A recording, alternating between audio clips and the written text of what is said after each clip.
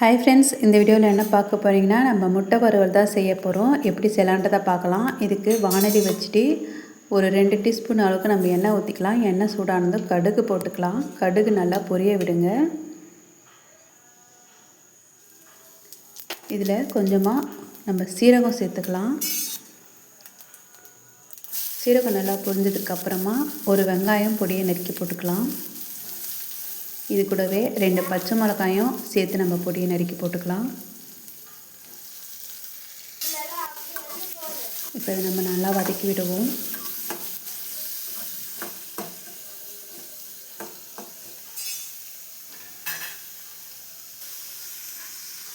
இது கூட கொஞ்சமாக நம்ம கருவேப்பிலை சேர்த்துக்கலாம். எல்லாமே சேர்த்து நல்லா வதக்கி விடுங்க.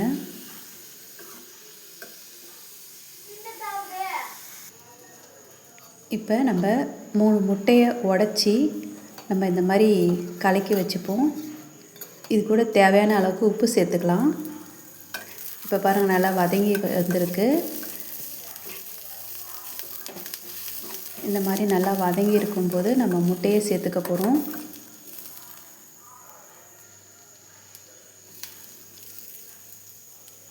ரொம்ப வதங்கணும்னு கிடையாது, ஓரளவு வதங்கினா ஓகே.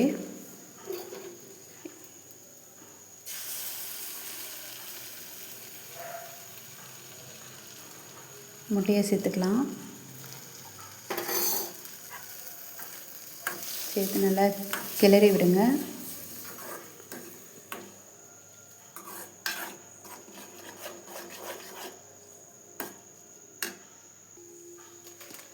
இப்போ இது கூட நம்ம 1 டீஸ்பூன் அளவுக்கு மஞ்சள்தூள் சேர்த்துக்கலாம். 1 டீஸ்பூன் அளவுக்கு நம்ம மிளகுத்தூள் சேர்த்துக்கலாம். சேர்த்து கிண்டி விடுங்க. இது நல்லா அப்படியே கெட்டியாகிடும். அடிப்பிடிக்காமல் நல்லா கிண்டி விட்டுருங்க. அதான் நம்ம இப்போ இந்த ஸ்டேஜில் பண்ண வேண்டியது.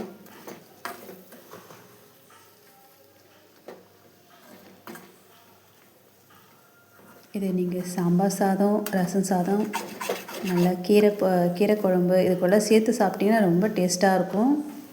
இப்போ பாருங்கள், சூப்பரான நமக்கு முட்டை வறுவல் ரெடி ஆகிடுச்சு. இப்போ பாரு, நம்ம ஆம்லேட் அப்புறம் அவிச்சு சாப்பிட்றத விட இந்த மாதிரி செஞ்சால் இன்னும் டேஸ்ட்டாக இருக்கும். சாப்பிட்றதுக்கு ரொம்ப ஆசையாக இருக்கும். நீங்களும் ட்ரை பண்ணி பார்த்துட்டு எப்படி இருக்குன்னு சொல்லுங்கள். தேங்க்யூ ஃபார் வாட்சிங்.